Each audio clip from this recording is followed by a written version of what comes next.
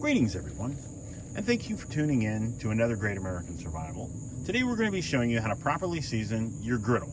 Now this is a Blackstone Adventure Ready 17, so it doesn't matter if it's any type of cast iron, you're going to do the same procedures, but what you're going to do is you're going to season your griddle to make it where things don't stick. So if you're excited as I am, stick with us. I'll tell you all about it. This video is intended for all ages.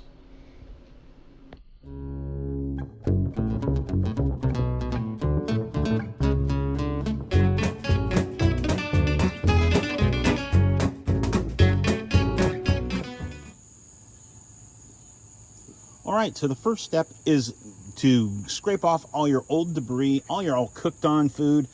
I've already done most of that already at the end of usually after I cook on it. But if you've never cooked on this griddle, you don't have to do that. Just kind of wipe it down, just get all the dust and dirt, anything that might have been left on there from when it was shipped. And we're gonna scrape off all the old gunk, and then we're gonna get started. Now I've already got my griddle on, but I'm gonna edit this audio so you don't have to listen to this noise.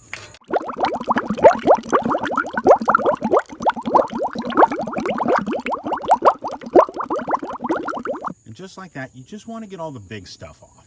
Just get it all off so it has nowhere to stick, and anything that we're gonna be, because what we're gonna do is we're gonna put layer after layer of oil, and it's gonna create a protective coating over the cast iron, which allows stuff not to stick, which is awesome. If you've ever done other cast irons, it's basically the same principle. You just want to get it liberally coated and let it cook off, and it'll just create this non-stick surface, which is what we want.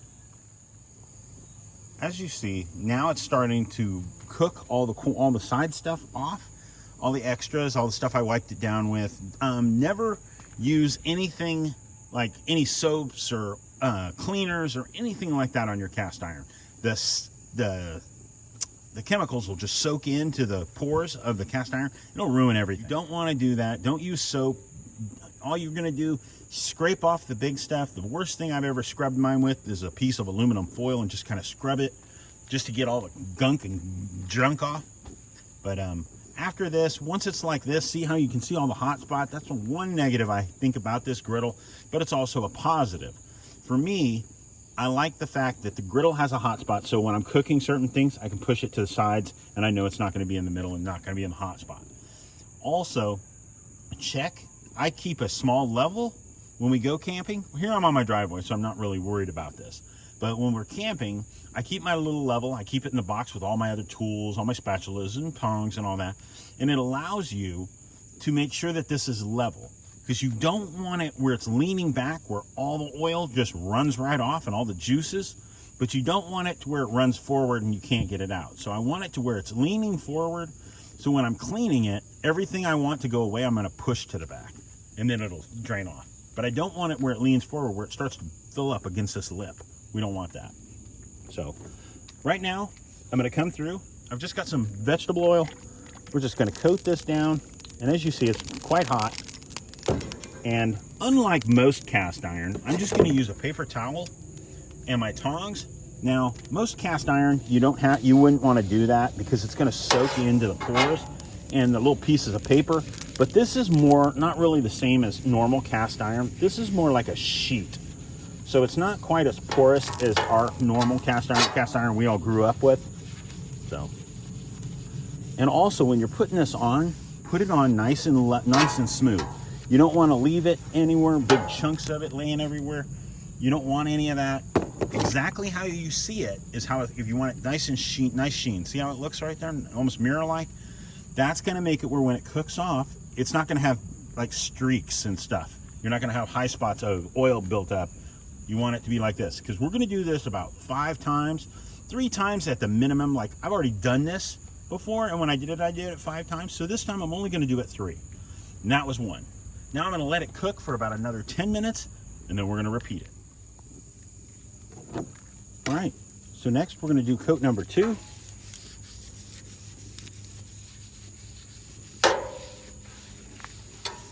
Like I said, nice and smooth.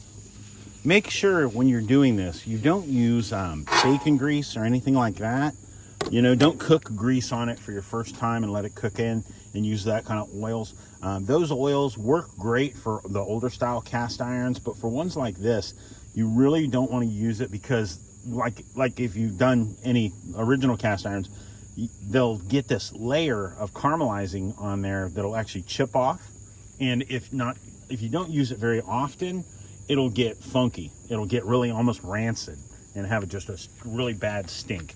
So just like that, we're gonna let it cook another 10 minutes, and we're gonna do it one more time.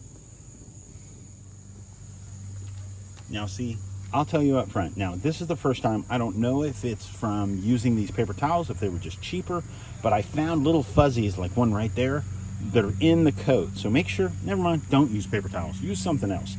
Use cloth, use a sock, use a bandana, use whatever you've got around. I just used an old sock the first time, then threw it away, you know?